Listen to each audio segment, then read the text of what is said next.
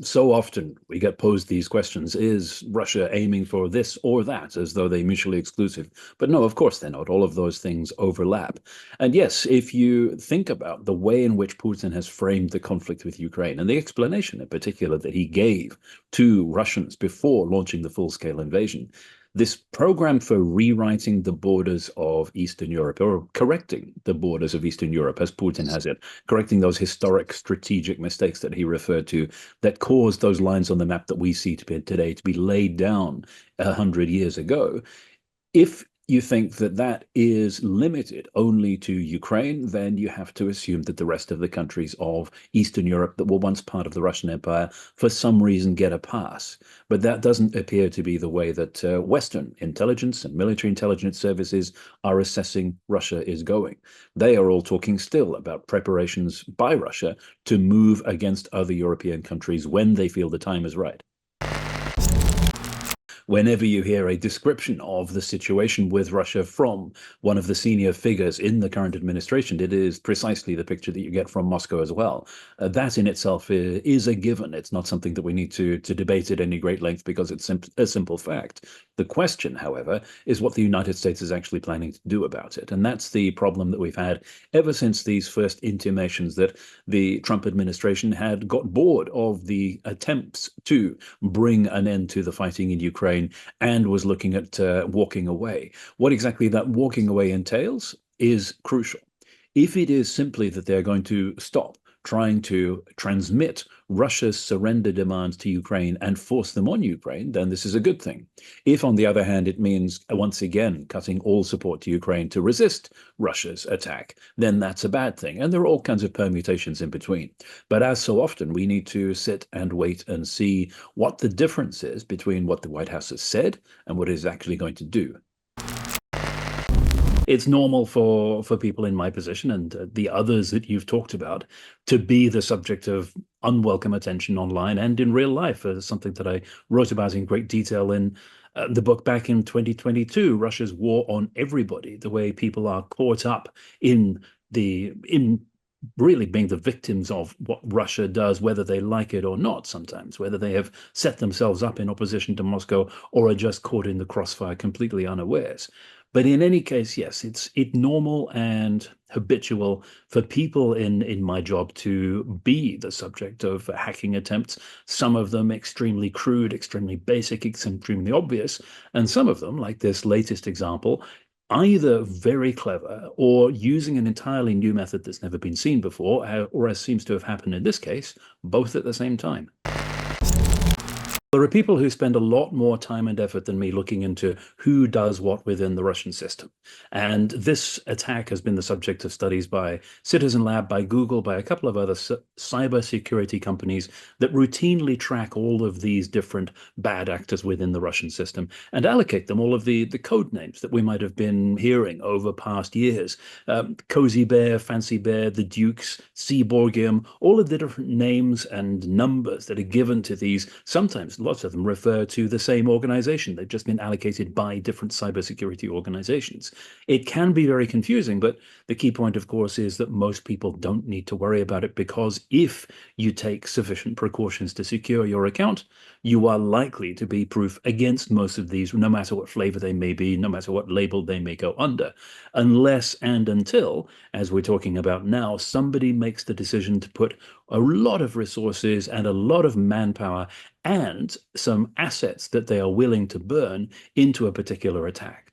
You might be familiar with the term a zero-day vulnerability, a cyber attack that is undocumented, a new way of attacking that has been discovered by researchers that are working on the other side, and 0 day because it's 0 days since it was detected.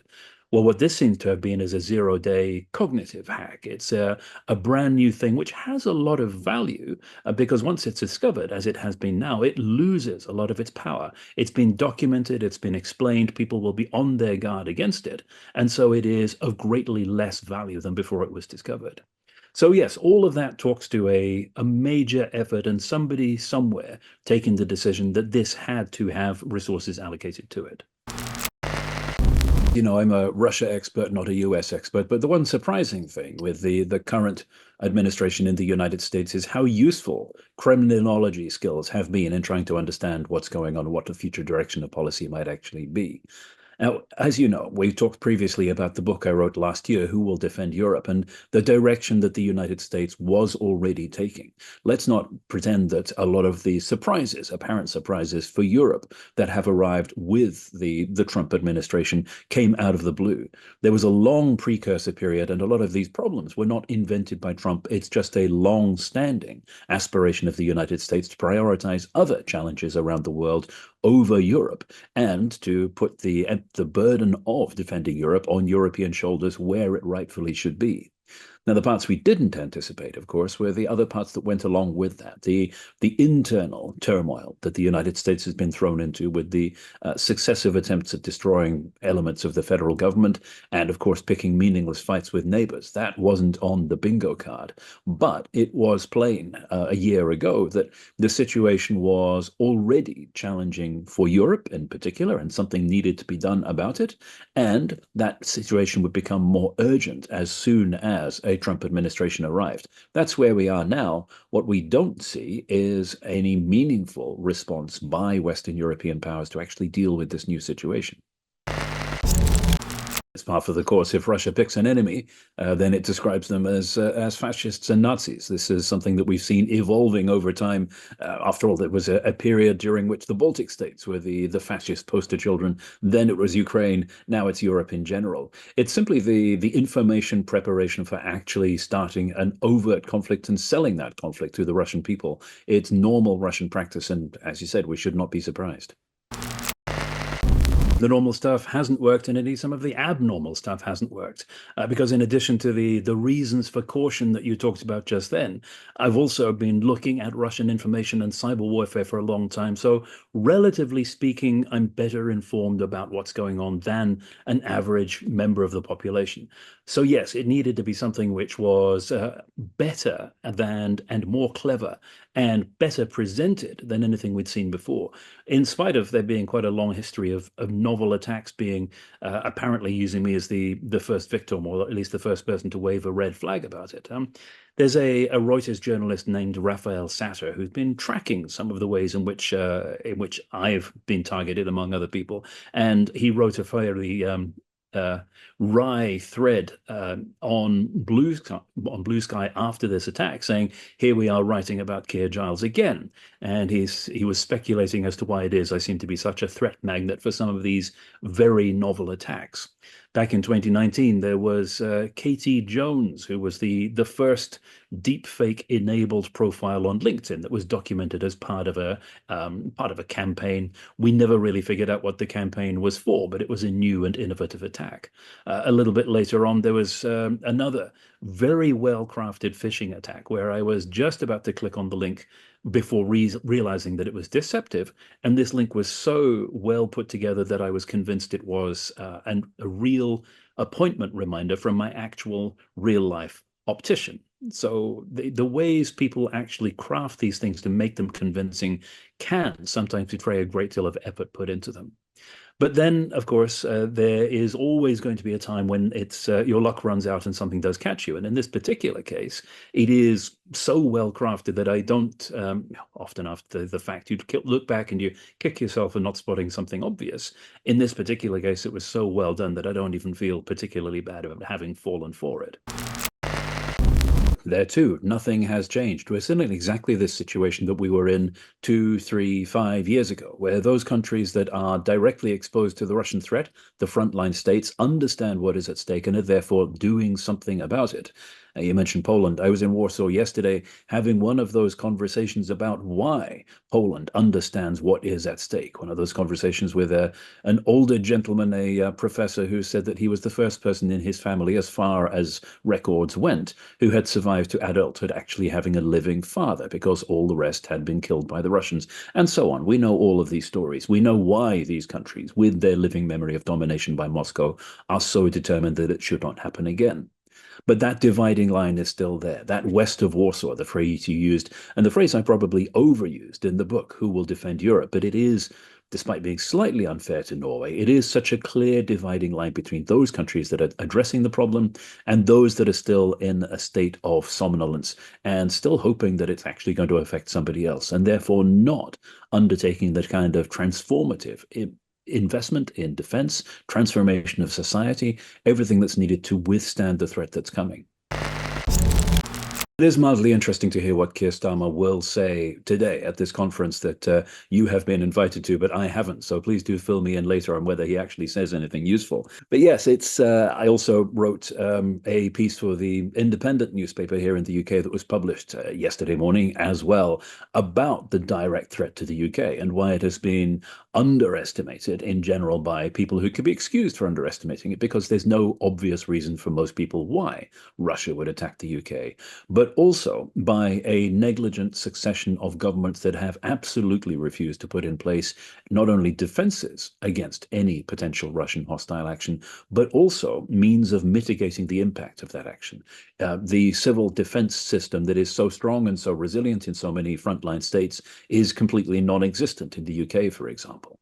And the problem is that makes the UK not only a soft target, but also a tempting target, because the damage that you can do through any one of these means of delivering damage at extremely long ranges that Russia has been practicing so hard and investing in so much is augmented by the fact that the country is not prepared to deal with it. When people look at a map, they can be forgiven for thinking sometimes that the threat is fairly remote. There's much of Europe in between us and the problem coming from Russia. But the sad and unfortunate fact that we continue to have to point out is that the world, unfortunately, is not flat. And if you look at a globe, you can see very clearly why Russian bomber pilots have been practicing flying around the top of Norway, as they call it, Zaorgel, to get into missile launch range of the UK, which, let's not forget, is not an aircraft overhead. It's an aircraft up beyond the Faroe Islands. It's up in the Norwegian Sea. It is at ranges of thousands of kilometers. And this is something for which the UK is entirely unprepared. And it'll be interesting to see if there are any noises coming out of official statements around this defense conference that you're at that actually suggest an interest might be taken in doing something about it. It's hard to say, of course, as we were talking about a moment ago, what exactly the objective is. You can't tell for certain. But those differences in approach are some of the factors that have led some of the people who've looked at this account to say, actually, in this case, they suspect it is not the GRU for a change. It's not Russia's military intelligence, but the Foreign Intelligence Service, which they have seen deploying a different style and a different method, not just online. SVR, would it be? Exactly. Yeah. SVR, yes. Now, Google says they attribute this with, as they say, low confidence to a threat actor that is associated with the SVR. But if you look at the way this unfolded, it was very different from what you described. It wasn't a big, splashy offer to get me excited. It was something routine. It wasn't pressuring me into following a link. It was a long, slow process of developing a rapport, arriving at a time when we could talk. And it put a lot of effort into what I call the pillars of plausibility, all of the different things that make it look legit. Initial approach was from a State Department email, copying in a Gmail address, however, with lots of different State Department addresses to reply to. Now, if you don't know, as I didn't, that if you write to non-existent people at the US State Department, you won't get an error message, then that is one of the ways in which they bolster the idea that this must be legit, because otherwise you're sending in emails to the State Department and nothing's happening. Another way they made it look as though this was a process, a normal and natural process of going through tech support to actually connect to somebody else's system, was setting up the lure as ms.state.gov. In other words, something that looks very much like an official State Department domain name, something you would not be able to spoof or to fake. So again, it's something that bolsters this idea that this has to be a legit operation, because otherwise it makes no sense. So the actual technical means by which this was done, and this is where I'm quite concerned that a lot of people out there don't necessarily know that this is even possible, so it could be actually something that's dangerous for a great deal more people, is using a method of opening up people's Gmails or email or other apps that is less secure than all of the security methods we are routinely told to undertake. It's a side door into our accounts that is left there deliberately for apps or for other devices that can't actually meet those security requirements. Now, that's come as a bit of a surprise that this even exists to a lot of the people that I've spoken to that are not deep in the cybersecurity industry. And the analogy that comes up time and again is we're told to put all of these security precautions, all of these locks on our front door, but there's still a tradesman's entrance with the key under the mat for devices or applications that can't actually meet those security requirements. And that's what these attackers very carefully, very slowly, and really quite cleverly coaxed me into opening up for them because I didn't know that that side door existed. Comes to a fundamental problem with assessing defense by percentage of GDP. That's a conversation that might have been relevant a decade ago when those targets for NATO spending were first put in place, not to measure actual meaningful defense capability, but really just as a badge of shame for those countries that weren't coming up to scratch. And the fact that 10 years later, some of those countries still aren't doing so showed that shame isn't really an incentive for getting countries to spend on their own defense. What's far more important now is not the input side, it's actually what you buy with it. It's the output. It's where is that defense investment actually going to go, and is it relevant for today's situation? And that's why people are looking for announcements on, for example, integrated air and missile defense for the UK to let the UK not be a wide open target for Russian coercion or deterrence, or any of the other means in which the UK might actually be able to make itself relevant to defense of Europe with or without the cooperation of the United States. There is a strategic defense review underway, as you know, which is supposedly going to report back sometime soon. That may make recommendations, and then the government may or may not actually seek to act on those recommendations. All of these are open questions, but there's an even more fundamental challenge to the way procurement works and even the way the armed forces are structured and their doctrine and their strategy. And that is this long-standing assumption, not just in the UK, but in a range of Western European countries, that they would only ever fight a war as part of a coalition, and the United States would be the backbone of that coalition.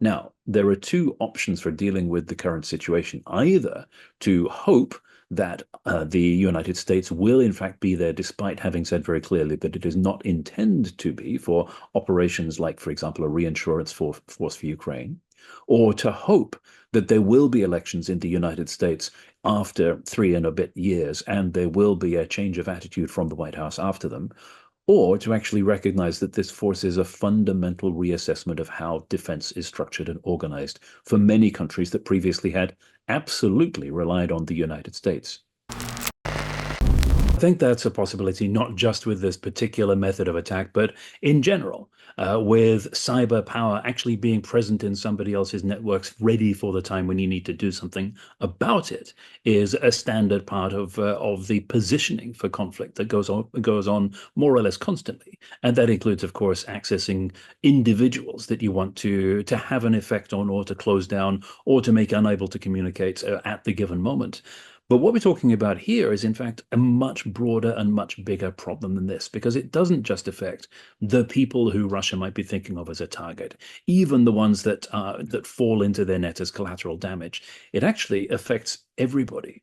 Because what the cybersecurity gurus have been telling me is that now that this method has been documented and displayed and demonstrated, they're expecting it to be used much, much, much more widely.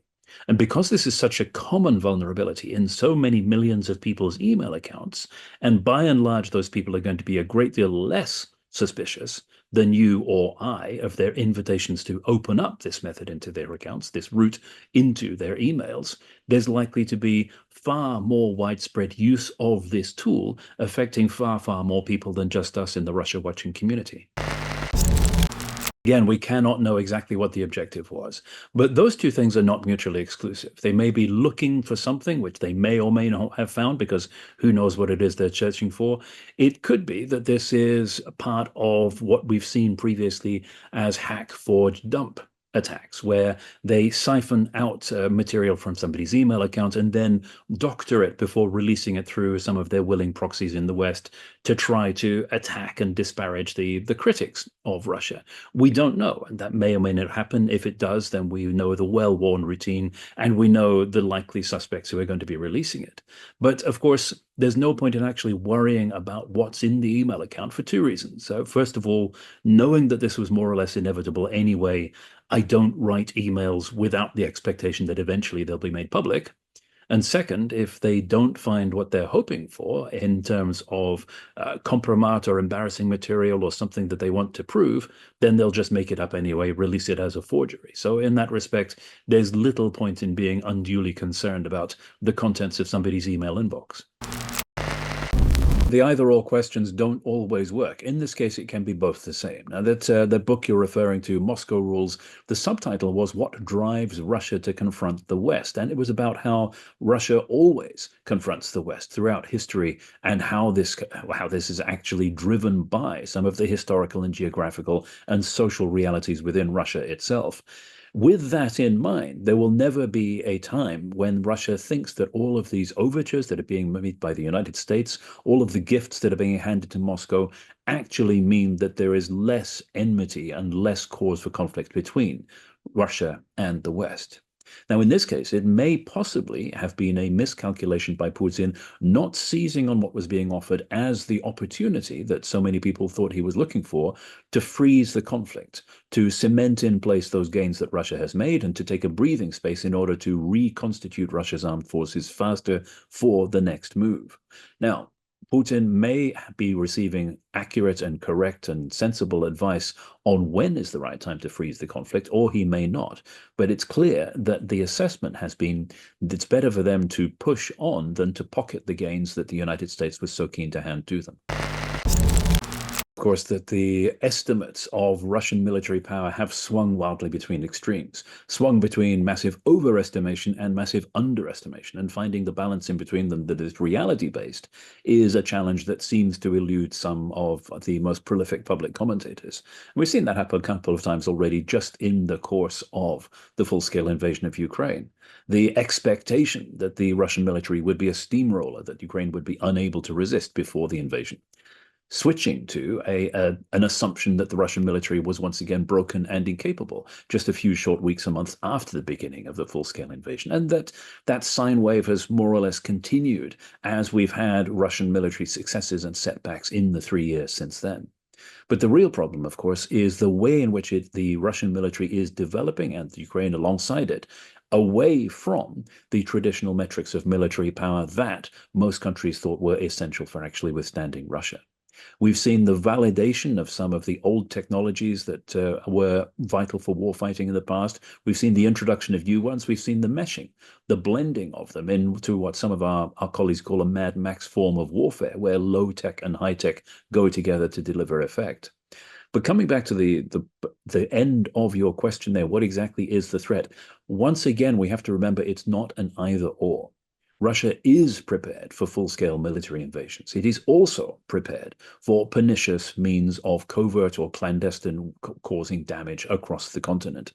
This probing and testing campaign for arson, sabotage, and assassination that we've seen also going in peaks and troughs throughout the last 2 years is preparation for doing something. If Russia thinks that it is more effective to do something covert or clandestine than it is to roll tanks or whatever they might be riding in these days across the border. So the options are always open. And when we're talking about that long-range coercion, when we're talking about the way in which Russia might seek to achieve political objectives, not against the frontline states, but against those targets further afield that may be softer and may be more effective in terms of bringing about political outcomes, we need to think of that whole spectrum. Now, the article that I mentioned that I wrote for The Independent was published yesterday was about the potential primarily for missile strikes on the UK, but that's not the only way that Russia has been practicing delivering damage. If any of the isolated attacks that we've seen across Europe, whether it's cyber, whether it's arson, whether it's sabotage or logistics, if they came together as a mass coordinated campaign, then the impact would be devastating and would be comparable with an actual direct demonstrative strike. And of course, that's one of the major problems when they do open up this access. Not only if somebody takes over your account that can email from it appearing to be you, but also with access to all of the information that's in there. As you say, carry on previous conversations, build the plausibility of an approach to somebody else. And that's the reason why, as soon as I discovered what had happened, my very first action was to lunge for social media and my contact list and saying, be wary of things that come from me that you're not expecting, because that, of course, is the danger period, the first period after this is opened up, when they could exploit that lack of awareness that it has happened. I can tell you haven't seen the program because it's actually a podcast. The main output is actually audio. It's from Sky News and it's called The War Game. And it does map out why and how Russia might choose to mount a coercive attack on the United Kingdom and how the UK might be able to respond, or in some cases not. I really do recommend a listen, and I'll send over a link, Jonathan. You can post with this recording when it goes out. And yes, there was an expectation among the participants in it that we might get a little bit of hostile reaction from the Russian side as a result of doing this. And it's tempting to read into the timeline that this was somehow connected. The announcement of the podcast and the going live dates came shortly before the first approach in this campaign. But I don't think it is likely that it's directly connected, because this is plainly something that took a lot of preparation, a lot of lead up time, and a lot of human resources and man hours to put together. So I think it is far more plausible that it was actually planned and initiated very much earlier. And that's something that's been very palpable, not just in the last few years, but throughout the whole story of Russia being able to reach out and touch people online. The very crude, the very basic, the very automated systems for low value targets. And if there's something that they feel that it is worth actually engaging in, then allocation of far more sophisticated and far more labor-intensive methods of either causing trouble or, in some cases, actually trying to sway people to their side. So yes, it's been a persistent feature. I was surprised and impressed that they decided to burn so many of these resources and this tool, which is now out in the open, on me of all people. And I suppose one good thing that's come out of this is that if they're using all of that on me, then somebody else who's far more important in the grand scheme of things is actually being neglected as a result. So that's a positive outcome. As ever, Russia will continue adopting a given tactic for as long as it delivers success, and it has consistently delivered success. There are a lot of elements of that syndrome that you described, where Western powers look for a means of ending the conflict with optimism, as opposed to Russia that just wants to win the war. Many different ways in which that affects ceasefire negotiations, affects the outcomes of ceasefires. But what Russia has consistently seen is that they can exploit that process by dictating the terms of ceasefires and making sure that that Western drive to end the fighting at more or less any cost is turned to Russia's advantage.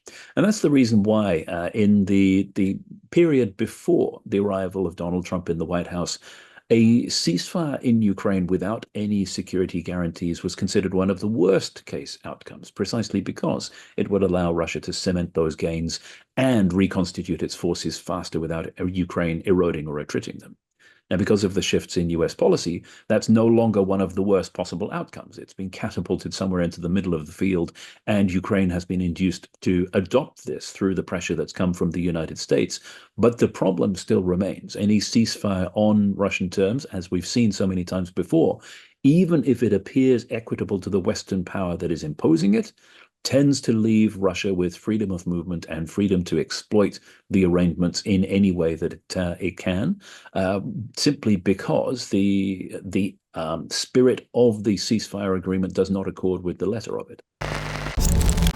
This is one of the factors that is feeding into these assessments across Europe and under the previous administration in the United States as well, that Russia is preparing for a direct confrontation with the West, including potentially moving against a NATO nation. We shouldn't overstate the extent to which Russia has turned back into the Soviet Union. Yes, you're absolutely right. The direction of travel has been clear for some time, and that direction of travel is accelerating back towards the past in so many ways that are deeply familiar to people who have looked at the USSR or lived in it before. But there's a long way to go before we hit rock bottom. There's a long way to go before we get back to that Stalinist totalitarian approach, despite the fact that Russia is transforming itself, like the Soviet Union, not into a country with a war machine, but a country that is a war machine, despite the fact that repression light is still gathering force. They don't as yet have gulags. They don't as yet have that unrestrained, totalitarian, aggressive, total failure of guardrails that we had from the Stalinist regime. Yes, that is where things are going, but things can get a lot worse yet. Agree with all of the facts that you put there and disagree with all of the interpretation. So yes, you're absolutely right. The economic position is finally dire for Russia, and it's becoming very clear to anybody that's willing to pay attention within the Russian system that they are in the economic trouble that has been predicted for so long because of all of the reasons that were blindingly obvious. But I don't think it's right to say that Putin's only gear is to escalate, because we have seen on many previous occasions that when confronted and when there are going to be costs imposed that are actually meaningful, Putin, like Russian leaders before him, has no problem at all cutting his losses and withdrawing, de-escalating in order to not to make things worse. The problem we have in the current situation is he's never actually been confronted with those costs. He's never been tested.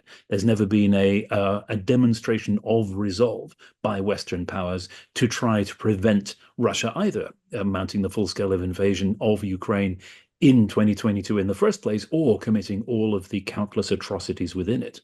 There was not the declaration of a no-fly zone or a maritime exclusion zone before February 2022, let alone Western forces on the ground in the manner that had been proposed to try to prevent that Russian full-scale invasion. So, of course, Putin is going to push forward because he finds that everybody folds before him, and pushing forward is the way to get more out of the situation. Even with the so-called peace talks with the United States at the moment, the decision has plainly been made, the assessment has been made within the Kremlin that it doesn't make sense at the moment to freeze the conflict by accepting the offer from the United States, despite the enormous numbers of casualties that Russia is suffering on a day-to-day basis. And instead, they can get more by pushing on. And of course, they do get more. They receive more gifts, more rewards from the Kremlin, like this latest suspension of military aid to Ukraine. So it makes sense for them to push forward unless and until somebody says stop. And for the time being, nobody has said stop. Now, when it comes to the scenarios for testing Article 5 in such a way that it falls over and NATO evaporates in a puff of raison d'etre because it doesn't actually do its main job, yes, of course, these are things we've been speculating about for the last 20 years. How exactly Russia could engineer such a scenario where it tests the strength of the NATO alliance and the NATO alliance is found wanting. And that's where scenarios like the one in the Sky News podcast we talked about, the war game, come in. Because it's not necessarily the case that those tests will be against the frontline states, which have spent an awful lot of time, resources, and money in making themselves hard targets. Instead, it could be the soft, juicy European hinterland with an even greater political impact because those other countries are so unprepared. Now, the war game takes the case study of the United Kingdom and looks at all of the ramifications from that, how the United States would respond, how allies would respond, what the implications are for European security as a whole. But it could be any one of those other Western European states that have not taken national defense as seriously as they should have done and as the frontline states have done. The more confident Putin is that he can do things without the Americans taking exception, the more danger Europe is in.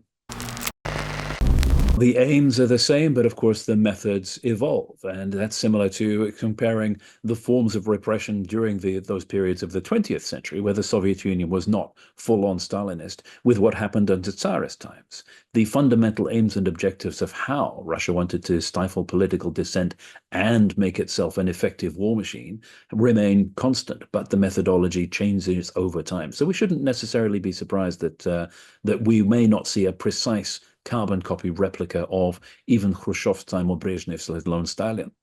The way in which these methods are enforced against people within the country, though, I think doesn't necessarily preclude those kinds of mass arrests that you're talking about. And I take issue with the idea that you don't need to construct gulags if the country as a whole is a gulag, because then there would have been no gulags in the Soviet Union. I think that analogy doesn't quite work, but we shouldn't be surprised if things are modernized in terms of the way Russia actually goes about achieving its aims. Apparently, both of those do present significant challenges, and we can see that in the way that the British rhetoric about being present in Ukraine has developed over a relatively quick space of time after it was first raised by Keir Starmer. Less than 48 hours between saying, yes, of course, the UK must be present in Ukraine, and it must lead this, at the time it was still being referred to as a peacekeeping force, to actually, no, we can't do this without the Americans. And of course, the United States, as we mentioned earlier, has made it very clear that it does not wish to be involved. Now, what that implies is that for the UK and potentially for other European militaries as well, the absence of US support means that they are not able to fulfill their primary function, because they cannot be somewhere where Russia doesn't want them to be and expect to survive. That, of course, means that there is a deeper strategic choice to be made. If you cannot defend forward in Ukraine because your forces are so incapable after 30 years of cuts that they cannot actually survive there, where can you defend against the Russian threats, and where can you draw the line? There are two things that come out of that. First of all, when assessing whether Russia under Putin or any other leader might embark on some military misadventure in the future, sometimes we put too much store in Western assessments of whether this would actually benefit Russia without realizing that they can, in fact, be wildly wrong and wildly misguided as to the timing of launching their attacks, just as they were with Ukraine, completely misreading the situation and misunderstanding what would happen when they went in. Not, as you say, misreading the West, because the West had made it very clear that they knew precisely what Russia was going to do and they weren't going to do anything to stop it, but misreading what would happen when they actually marched into a neighboring country.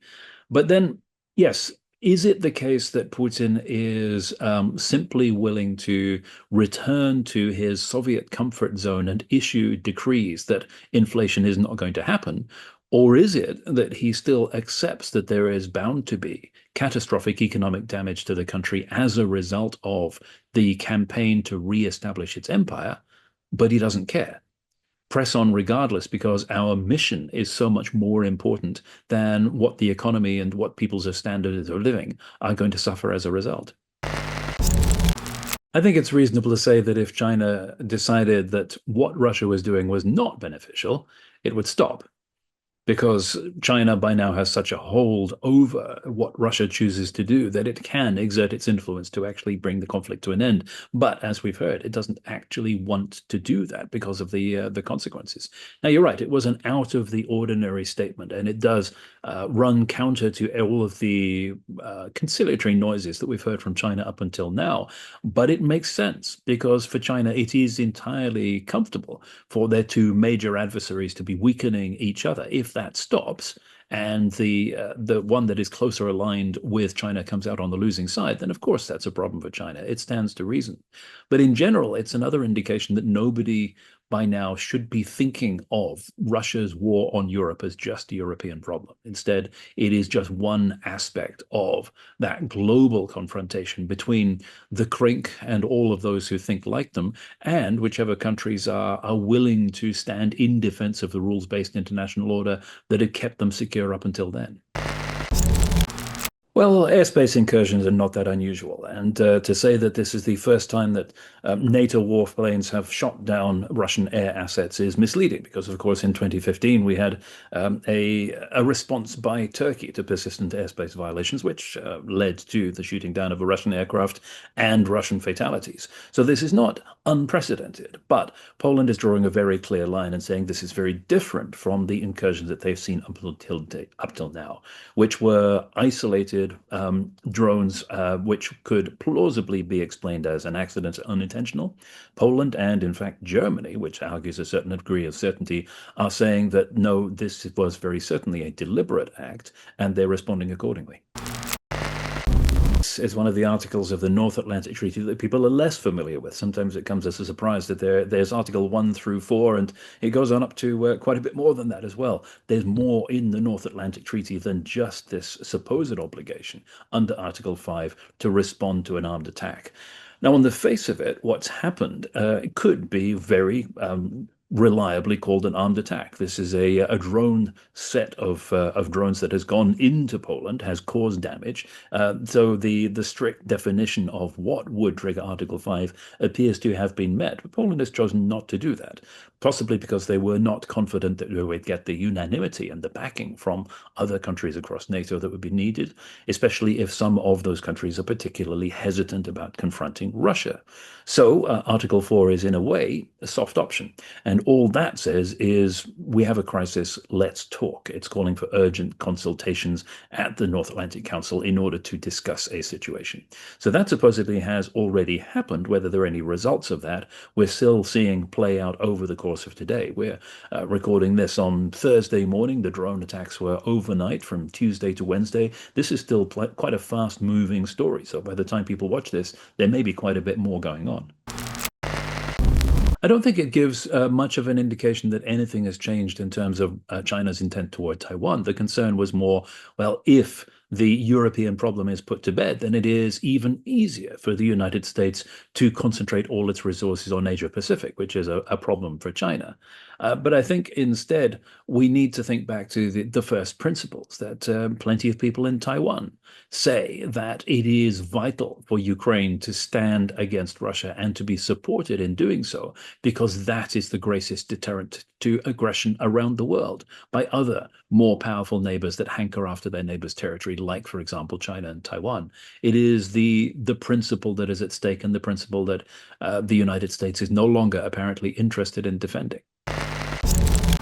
As so often, you present me with an either-or question, and I say, why is it not both at the same time? Because both apply. As for the campaigns of sabotage and reconnaissance of critical infrastructure across Europe and in the United Kingdom and beyond, that really is something that we could talk at great length about, because it is it's something which, if anybody wants the background reading on what this actually looks like, as so often, don't look at anything recent, look back at previous decades. At the end of 2019, the Swedish Defense Research Agency, FOI, put together a study that was all about how the fad at the time for A2AD, anti-access and area denial, was overblown and misleading. You might recall, if you have that long a memory, there was a time of lots of forbidding-looking red circles and domes on maps that looked like no-go areas where you could not penetrate because of Russian missiles. It was like these medieval charts with big, vague areas with "here be tigers. Don't go in there because the Russians will get you." The Swedes were saying, no, that's actually not the case. This is not how these things work. They do have the limitations. And of course, by 2022, they were proven right very comprehensively. But the last chapter of that, my bit, was about how Russia could immobilize Europe without firing a single missile in advance of hostilities by using all of the methods that we're seeing in play today. By targeting the logistics, the communications, the personnel, the emergency preparedness, using cyber attacks, proxies, GPS jamming, all of the different things that we're seeing happening now. It's basically like ticking off the list of what do we expect Russia to do before it mounts a full-scale attack on a NATO member state. We should talk about two separate things here. First, the incident itself, the drones arriving in Poland, and second, how the Kremlin is playing it, and indeed how Belarus is playing it, because that is an important factor here. Let's not forget that in order to reach Poland, these drones have to cross either Ukraine or Belarus, so Belarus is involved whether it likes it or not. And the reaction from the Kremlin, from the Russian state media organizations, is one of the factors that is leading people to suspect that this may not necessarily have been an intentional act. And that's not because of the routine Kremlin denial. It's the way in which those denials are delivered. Ordinarily, when Russia does something heinous, if it is intentional, it is ready with a series of disinformation narratives or a justification. But the state media apparatus and the information warriors are primed and ready to go. And that includes, of course, not just those within Russia, but the agents of influence and sometimes even the useful idiots abroad know what the justification is or the alternative excuse blaming somebody else for it. Here, by contrast, we had silence and then a slightly confused and ambivalent response from Russia, which is more typical of situations when Russia itself has been taken by surprise.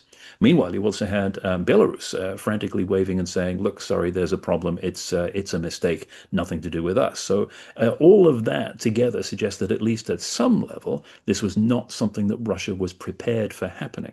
Now, there's a whole lot of other evidence that will no doubt continue to emerge, which will argue for the intentionality or otherwise of what went on.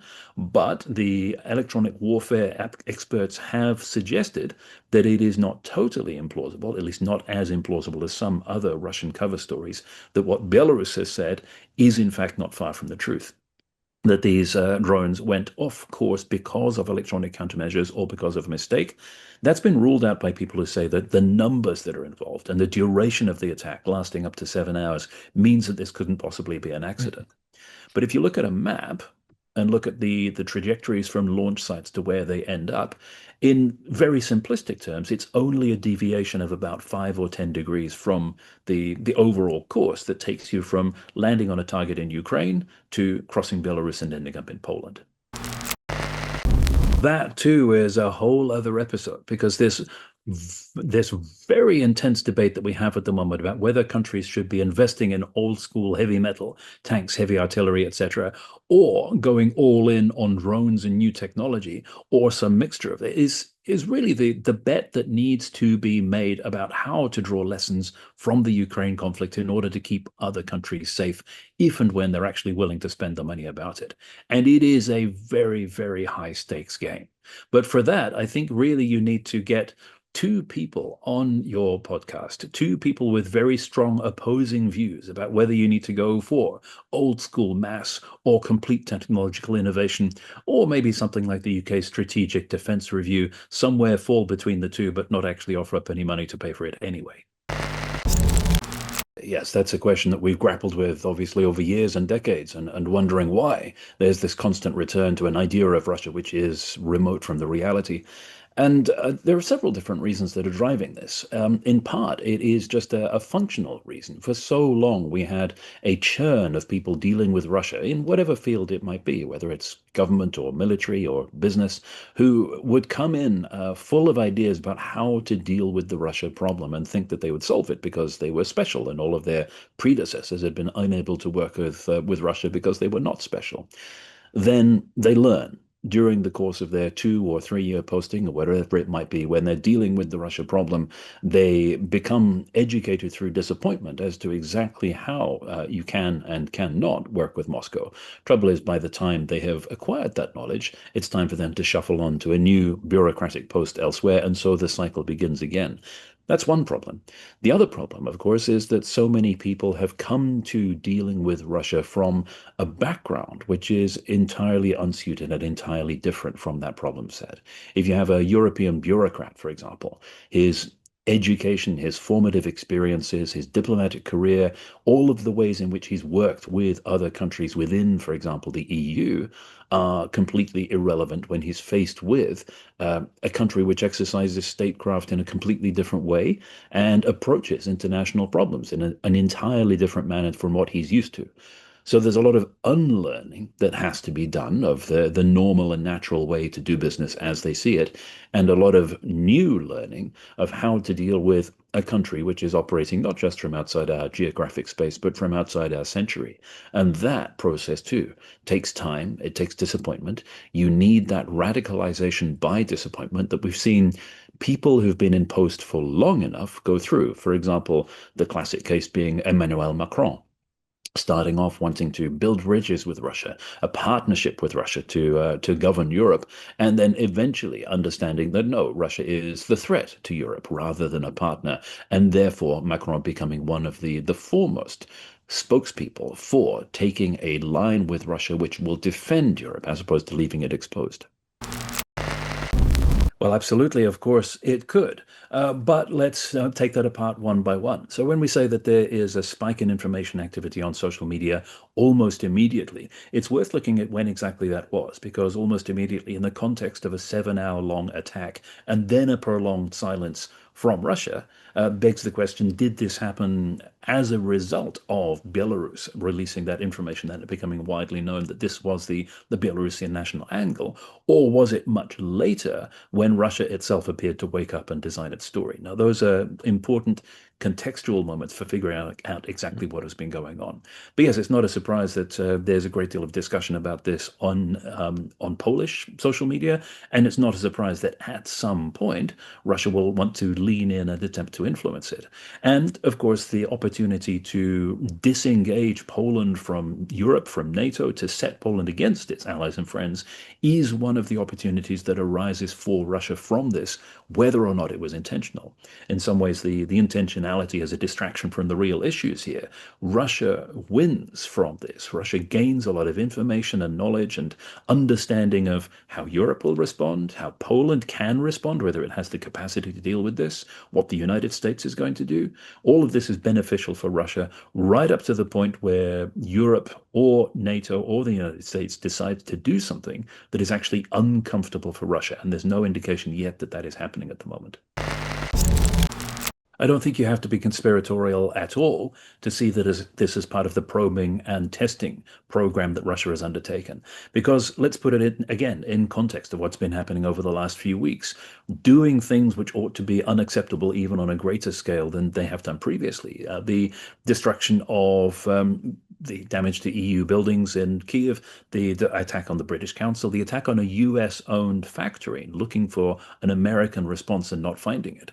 So if this was an intentional test, then what Russia needs to find out is how the United States is going to respond. Because if Donald Trump remains passive and compliant, as he has been up until now, then that means Russia can be reassured that the United States is not going to be an inconvenience in its plans for Eastern Europe.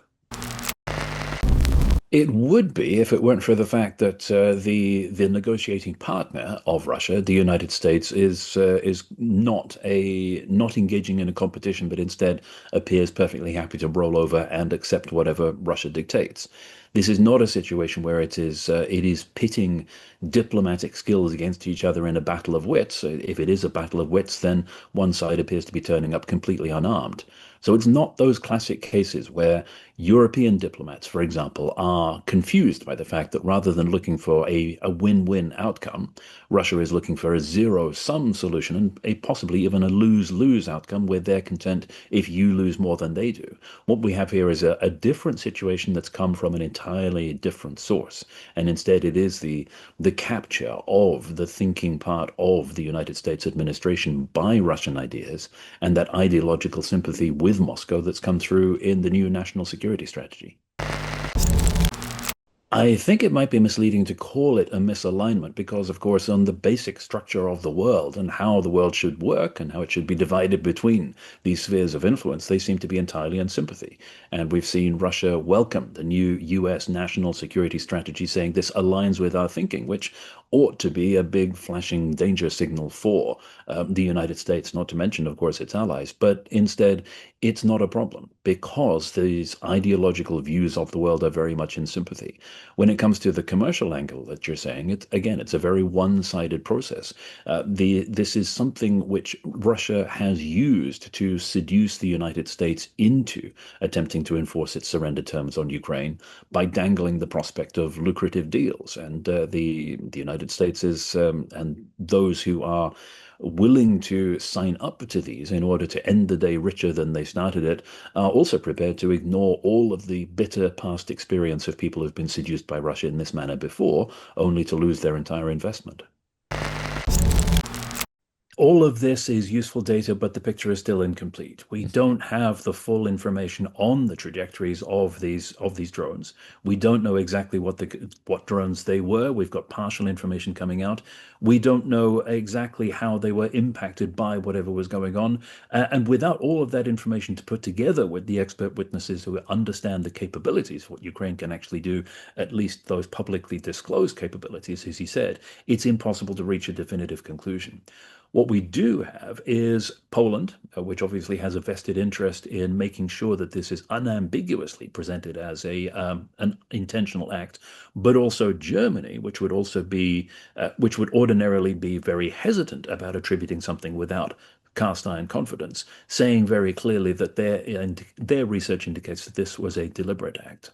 Now, we're also expecting later on today to hear input from SACEUR, from the US general that's in command of European Command and the NATO Supreme Military Commander, who may add something which is useful and tangible about what exactly has happened, or he may not. But still, all of this information is going to continue to trickle out over the next days and potentially longer than that. The pattern of Russian testing of Western resolve, excuse me, goes back decades. And we should put this in the overall context of Russia probing the boundaries of what is acceptable and not actually finding them, and therefore deciding that more and more provocative acts are actually possible without triggering that Western response that Russia might once have been concerned about. So within that context, of course, this is something which not so long ago would have been entirely unthinkable, but now already is practically in the mainstream of what Russia does. And the real test of when these so-called salami tactics, declaring war a slice at a time, actually trigger a response is, of course, down to the victim of it. And Poland has decided very clearly that this is the point where they need to draw a line, make a stand, and say this is unacceptable and cannot go any further. But of course, we're already a long way down the track to Russian hostile actions being normalized. You mentioned the supposed interference with von der Leyen's aircraft.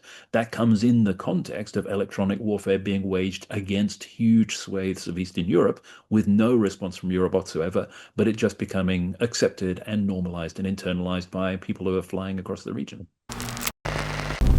I think we shouldn't overstate the role of internal politics in driving what Russia does abroad.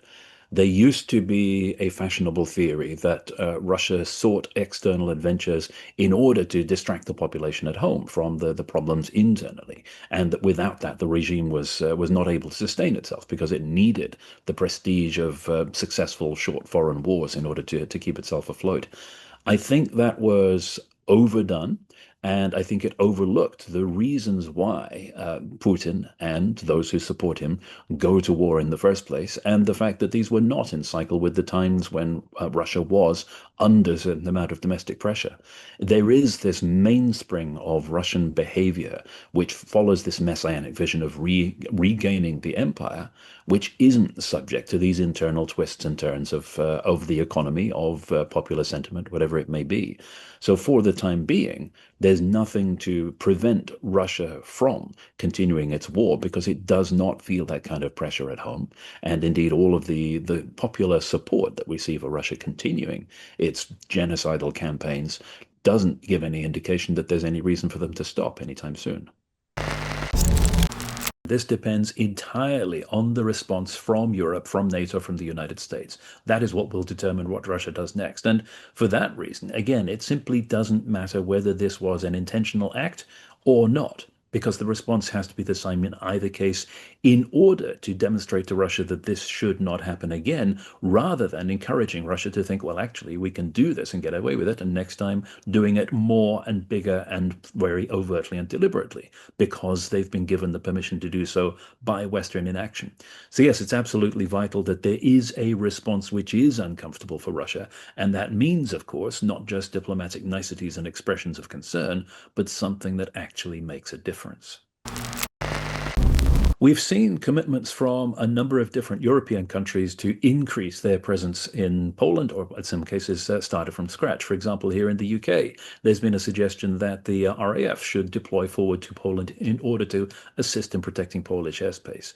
That's not a great deal of an improvement on thoughts and prayers, even if it is of help, because one thing that has been demonstrated very clearly is that Poland, despite being a frontline state, did not have the capacity to deal with this attack, which is a tiny fraction of what Ukraine faces every night.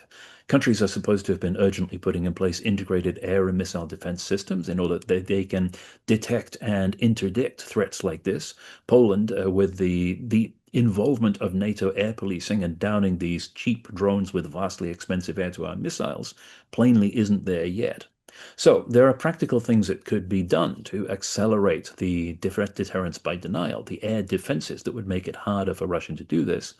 But the proactive step that has now resurfaced as a proposal is, of course, Sky Shield. The natural, logical response to this would be defending forward, putting in place a system that allows you to intercept air threats coming from Russia before they reach NATO airspace, rather than after they cross the border, which is what Poland has been forced to do. Now, to recap, this is the initiative under which European air forces would in effect put in place a no-fly zone over part of western Ukraine, far away from the front line, in order to protect their own airspace against threats before those threats actually arrive. Well, there is a lot of alignment there. There are a lot of things that are very much in sympathy with how Russia views the world, and that's the reason why Russia has welcomed this view that is laid out in the national security strategy.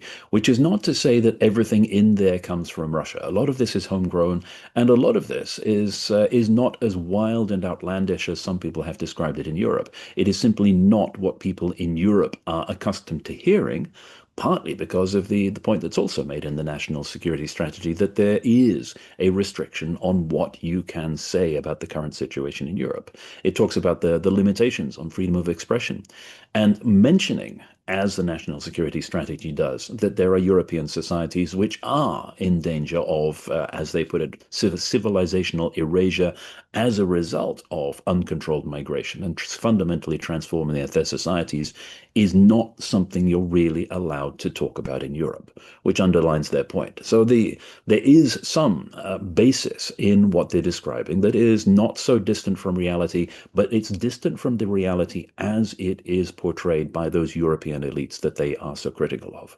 Now, where it's fundamentally wrong, of course, is suggesting that the primary threat to Europe is not Russia, but it is those same Euro elites. And, of course, all of the civil society and democracy promotion campaigns that the United States used to direct towards authoritarian regimes, they're now talking about directing against liberal democracies where they see the democratic elite, or rather the undemocratic elite, being out of kilter and out of sync with what the majority of the population understands and believes, and their lived experience. And of course, we have pretty dramatic examples of that mismatch and how it happens. The Brexit vote, for example, give British voters an actual genuine democratic vote as opposed to the parliamentary system, and don't be surprised if they vote for something which they want, which is a huge surprise to that ruling elite.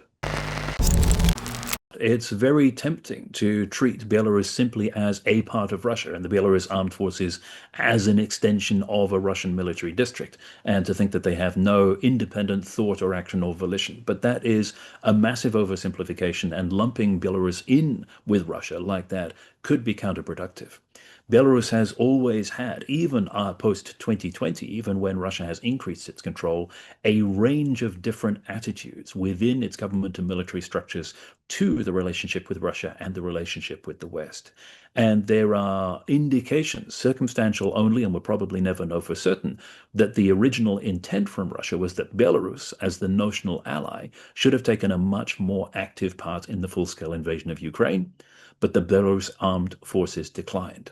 And just the fact of these direct contacts that apparently have happened between Belarus and Poland, trying to mitigate the incident, trying to explain it, and in effect passing the buck to Russia and explaining what went wrong, is an indication that those instincts and that ability by Belarus to operate at some small level independently of Russia are still there. Well, absolutely. And unlike in Russia, there are these different government entities and different parts of the armed forces that have their own opinions about how the country should navigate this extremely dangerous position that it's in between one massive neighbor that they're supposedly allied with that has launched an unprovoked war of aggression, and the NATO bloc on the other side, which they absolutely do not want to get in a fight with on behalf of Russia. Let's start with where you started, the idea that transformation is only possible through democratic institutions. That, forgive me, Jonathan, is nonsense. Because that is simply not true. And let's look at what's happening in the United States. It's a process of authoritarian state capture that mimics other processes that we see for example, Russia at the beginning of this century, Germany in the 1930s, which have nothing to do with democracy and yet bring about fundamental political and social change. This is what is happening now, and the endorsement of kleptocracy and a very small ruling elite that funnels all of the national wealth into their own pockets is not a new idea. But yes, it is something which is fully embraced by the current Trump administration, and apparently with no safeguards to prevent this happening. So the world vision that is laid out in this national security strategy is not something which is a complete fantasy. It is entirely achievable, and the United States is working hard towards this, as is Russia. Well, I don't think it's an either-or question. It's certainly isolationist compared to what had previously been taken for granted in US national strategy, which is that you need these strong relationships that support stability in your allies around the world, not just in Europe, but also in East Asia. Now, instead, it's talking about a retreat to hemispheric defense and leaving the allies to their own devices. But it's also interventionist in that those allies need to be guided to the correct course, as it is understood by the United States. Hence the the promise of intervention to support the publics, what the broad publics across Europe want, as opposed to what's being imposed on them by these isolated and out of touch elites that are imposing the EU's ideologies. So they're both happening at the same time. It's a fundamentally different world vision and something completely new in both of those directions.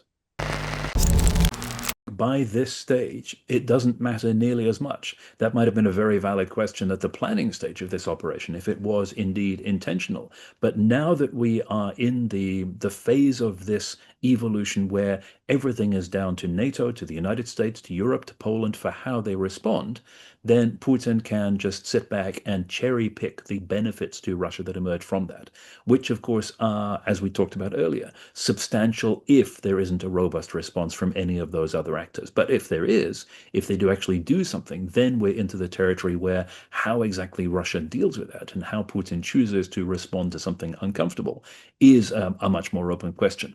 But when we get to that point, if we do, and I'm not particularly confident that we will, that's when we have to open up the questions of when exactly and how exactly Putin might make his next move. For the time being, without that firm positive reaction and response from the West, the course for Russia is fairly clear. Do more of the same because there's plainly not a downside.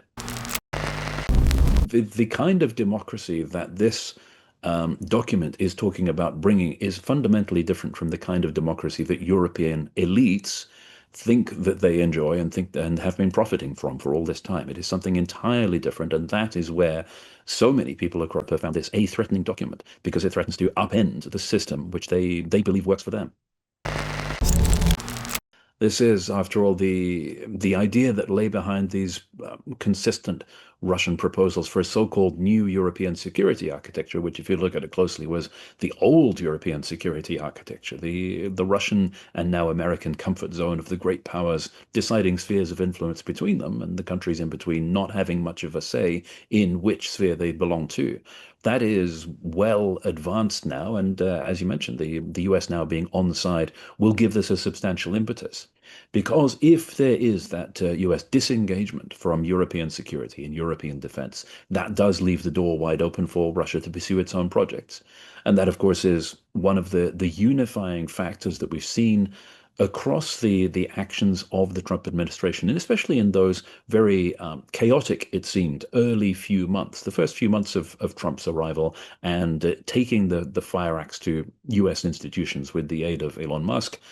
What was the common factor about all of the things they were destroying? It was the things that were obstacles to Russian power, whether it is US instruments of soft power in the world, like USAID, like RFERL, like the State Department, or indeed the intelligence part of the State Department that it was focused on Russia, or the defenses of the United States at home, things to protect the United States against foreign influence, against disinformation, against cyber attacks, extremism, etc., all of which leave the field wide open for not just Russia, but also China, Iran, anybody that wants to spread into that space that formerly was occupied by the United States, or to threaten the US at home, now has a very much easier job.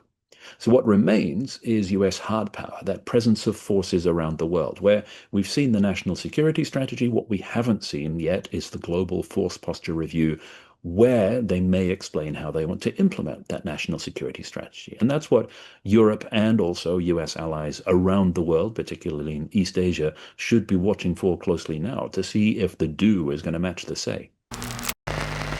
This is the constant question, always. For the last decade plus, we've been talking about what is Russia's next move. And the answer is still the same. It depends. It depends not only on the military balance of forces, it depends not only on where Russia sees an opportunity, it depends on the return on investment for Russia of doing something that's objectionable somewhere in Europe. And this, again, we've talked about this before, need not necessarily be just in the frontline states, need not be somewhere within direct land reach of Russia, because Russia's problem is not the existence of those small countries next to its periphery that it wants to dominate and govern from Moscow. It is the problem instead of the international system that keeps them sovereign and independent. So if Russia finds another way of targeting that system, of targeting, for example, NATO unity or the resolve of Western Europe to come to the aid of Eastern Europe, then that is potentially even more effective. Well, that's long been promised, and as you say, what we have so far is tinkering around the edges. It's bringing forward rotations. It is still some programs continuing under their own impetus. That may be because we haven't had the spotlight of administration attention coming around to this issue in quite the same way as it has on others. Or it may simply be that the inertia within the system means it's going to take time for these orders to be generated. All of that means that for the time being, US forces are still present in Europe. The US postings to organizations like NATO are still in effect. The system is still working because nobody has actually told it to stop. So we may be in for a surprise. It may be correct what Reuters has reported before the weekend, that Europe has been given a deadline of 2027 to get its act together and be able to replace some of these key US capabilities. We simply don't know unless and until it actually finally happens, and that may be the first moment at which we get an indication of what the United States plans really are. Well, there's been a long overdue new development in NATO as well in the course of the last week, which might have got a little bit submerged in all of the news that's been happening, where NATO is finally talking in terms of being proactive in dealing with Russia, as opposed to simply being passive, as opposed to just being a punch bag for all of these different kinds of attacks that Russia has been carrying out across the European continent. There's been some kind of authorization for language about engaging in a deterrent conversation with Russia and saying, if this continues, things will happen to Russia that it will not like. Now, what we can't see yet is whether that's going to be followed through with action, or if it is just NATO once again engaging in brave words which don't always connect with reality. But it is at least promising that the permission has been given for this to happen. Let's wait and see. Well, that seems to be the pattern so far. There hasn't been anything which has convinced European leaders that they need to step in and fill that gap in order to protect themselves. Again, there's lip service paid to this. There is the idea that is now more widely accepted that Ukraine is the front line of the defense of Europe, but it's not followed through with the action. You still have the EU saying that it's fully committed to Ukrainian territorial integrity and sovereignty, but not following through with the logical step that follows from that, because anybody that is fully committed is backing Ukraine and is present on the front lines. So again, there's the mismatch between the brave words and the action that follows through, and we are are constantly now having conversations, have been for the last 2 to 3 years, about what it would take for European countries, including most egregiously the UK, to actually recognize the urgency of the situation now and do something about it. The conclusion we usually arrive at is that it will take some undeniable disaster that causes substantial numbers of casualties in one or more European countries beyond Ukraine to actually focus minds on the problem and how to deal with it. Well, I think it's one of those situations where we shouldn't generalize about the whole of Europe.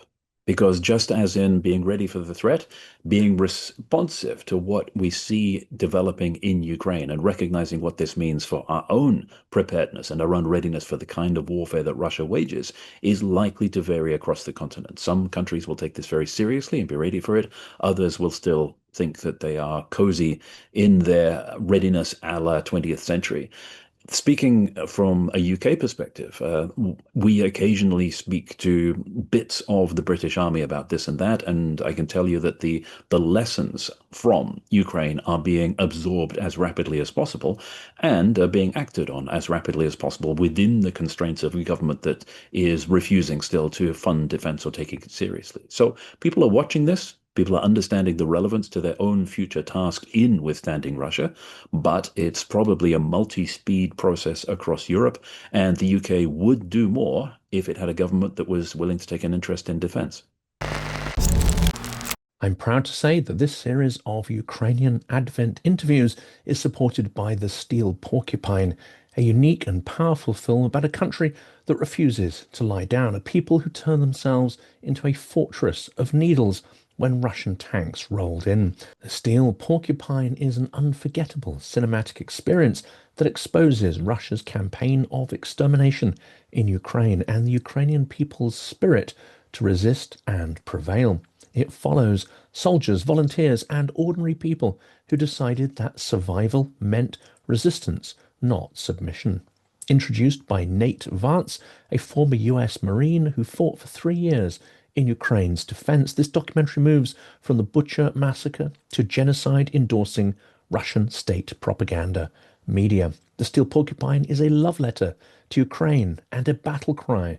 It is free to watch and has already had a great impact on policymakers as well as activists. There is, of course, a link in the description of this video and in the comments as well. You can get to the website where you can see both the trailer and the film for free. Created by the makers of the acclaimed To the Zero Line, this is another film about humanity that clearly states there is no such thing as neutrality when war crimes are being committed systematically by Russia and on a scale in Europe only comparable to World War II. Set to a haunting soundtrack featuring music by Philip Glass and blending rare archival footage with original material. It is an impactful work of art and storytelling as well as being informative. I strongly recommend you watch it, but even the trailer itself is compelling.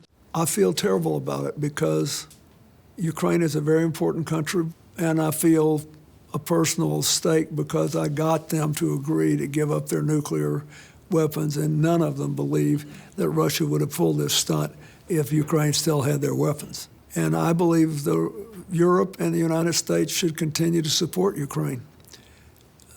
There may come a time when the Ukrainian government believes that they can think of a peace agreement they could live with, but I don't think the rest of us should cut and run on them.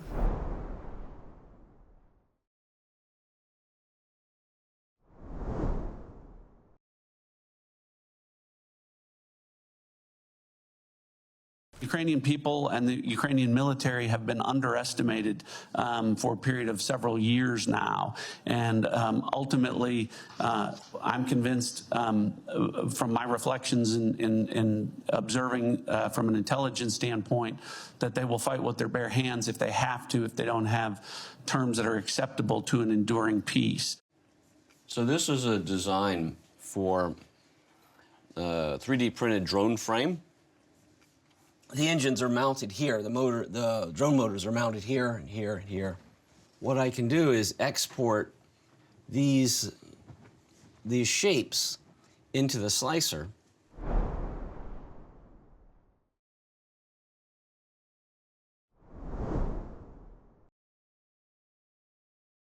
This film has absolute moral clarity. It does not both sides the war. It does not use neutral language. This is a film that says clearly who invaded whom, who is killing whom, and who is standing on their own land, fighting back, showing why Ukrainians will bleed for every metre.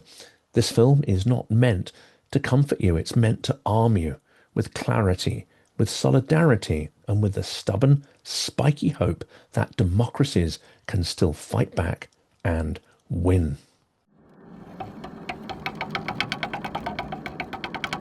Children are not stupid. They're just small, right? They're just small versions of us. They know exactly who the threat is. There's almost no families within Ukraine who have not lost a family member or have had a family member maimed by Putin and his army. The Ukrainian people are very resourceful and they're very determined, and they've got a very good reason to be determined. You know, Russia wants to exterminate the Ukrainian nation and just enslave it and absorb it. So they've got every reason to do everything necessary to win this war. Putin was super clear when he started this war that the existence of Ukraine as a sovereign and free country was an unacceptable affront to Russian security. He will not stop until Ukraine isn't a country anymore. We have to put Ukraine in a position of strength, that it has the means to fortify and protect itself from the economic survival to the military resilience.